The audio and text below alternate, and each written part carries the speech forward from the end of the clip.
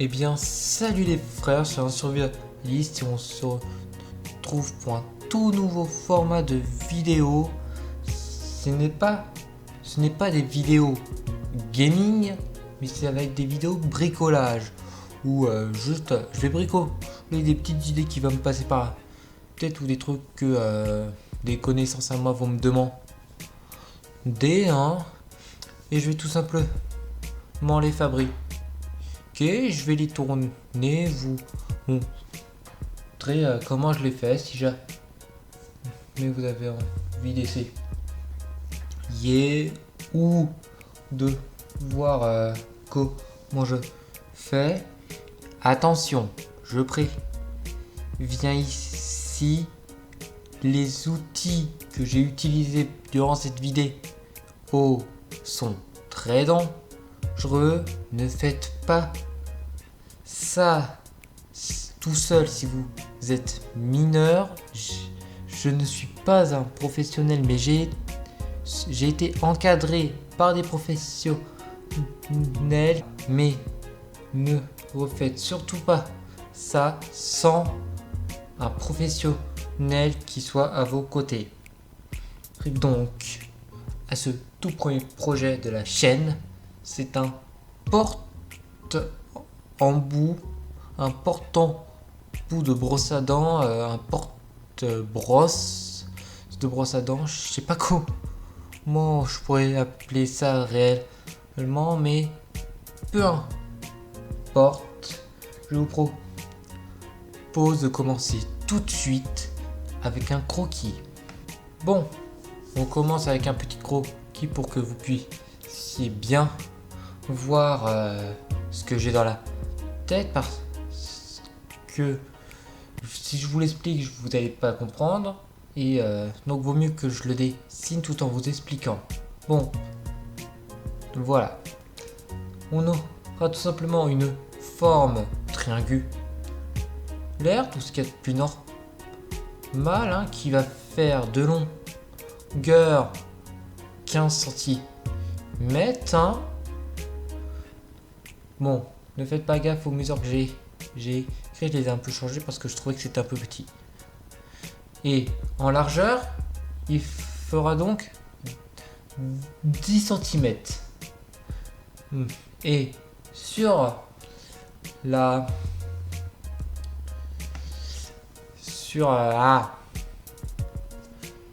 face de l'hypoténuse, voilà, on percera des trous où on mettra des tourillons à l'intérieur qui ressortiront, et c'est là qu'on mettra les embouts de visseuse, hein, les embouts de visseuse, voilà, les têtes de la brosse à dents. Voilà, les têtes de la brosse à dents. Pour faire ce porte-embout, j'ai récupéré une chute qu'il y avait dans notre bac à bois. Donc, on mesure la mesure qu'on veut, donc là, 10 cm, tout simplement, et on va directement la couper à la scie onglet. Donc voilà, je la coupe en plusieurs fois, tout simplement parce que c'est un bois qui est certes un petit peu qui est un peu épais, et donc il y a besoin qu'on le coupe en plusieurs fois pour éviter que la lame de la scie onglet se bloque, ce qui est assez embêtant, on va pas se mentir. Donc voilà, là on a coupé nos deux embouts, et donc cette fois-ci on va orienter la scie onglet à 45 degrés pour pouvoir couper notre carré en triangle, parce que c'est cette forme qu'on veut, tout simplement.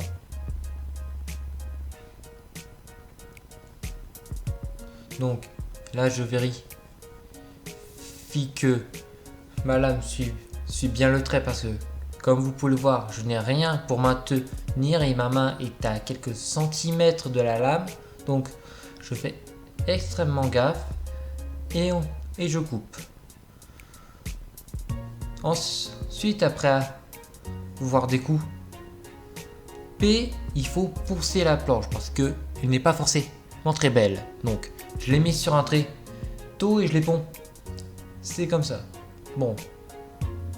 De préférence, poncer la planche avant de la couper est quand même meilleur. Parce que là, comme elle est en triangle, vous voyez, elle est coupée en triangle. Donc, il a fallu que je mette bien la plaque avec les deux mains. Surtout que je la mette bien lisse pour éviter que je creuse en même temps le bois. Donc ça a été un peu compliqué, mais j'ai réussi à bien me démerder. Et donc voilà. Donc je ponce les deux faces, au-dessus et en dessous, mais également les côtés parce que ça serait pas très beau. Donc voilà, là on pose tout. Ça là va vite à la vase. J'en profite pour vous dire que je commente par-dessus les vidéos, c'est pas moi qui parle. Bon, vous doutez sûrement, mais je fais un commentaire. Hein. C'est beaucoup plus simple pour moi et surtout que si jamais je parlerai pendant les vidéos, vous n'entendrez rien à cause des bruits des machines.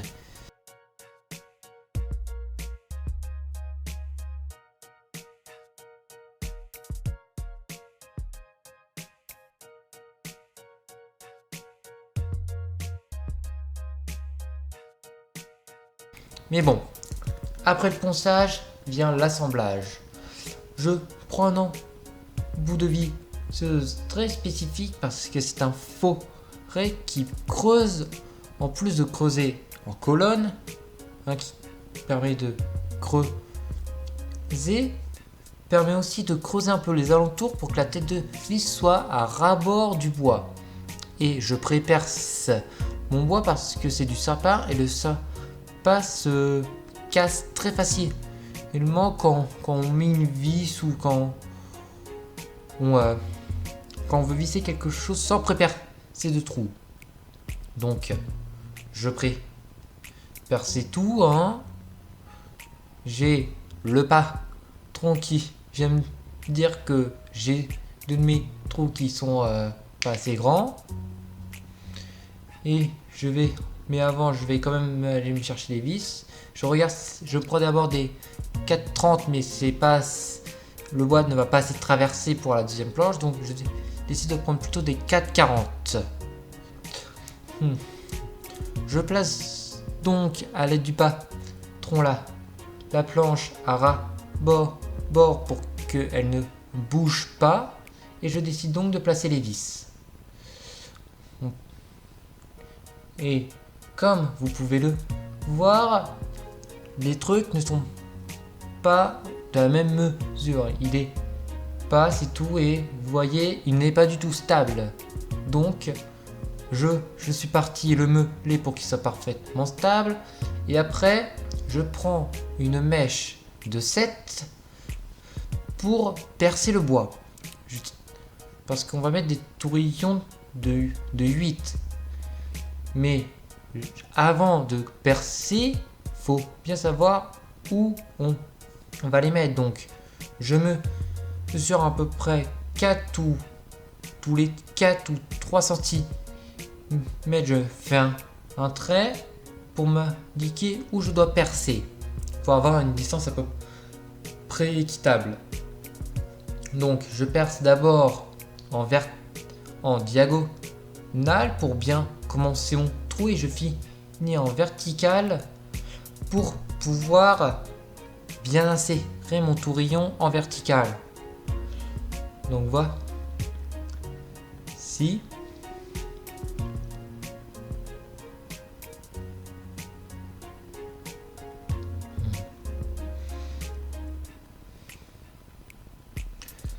Donc, après avoir percé, je vais chercher les tourillons. Je prends également un marteau pour pouvoir les insérer. Et comme c'est une taille en dessous, pas besoin de colle ou d'autres fixations. Juste, on les enfonce et ils tiennent. Et si vous voyez, il y a un endroit où le bois s'est enlevé parce que tout simplement c'est un bois qui se craquelle.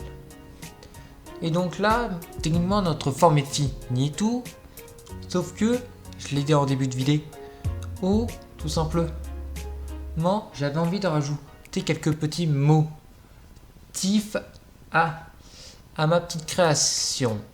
Déjà, j'y place un symbole qui me permet de différencier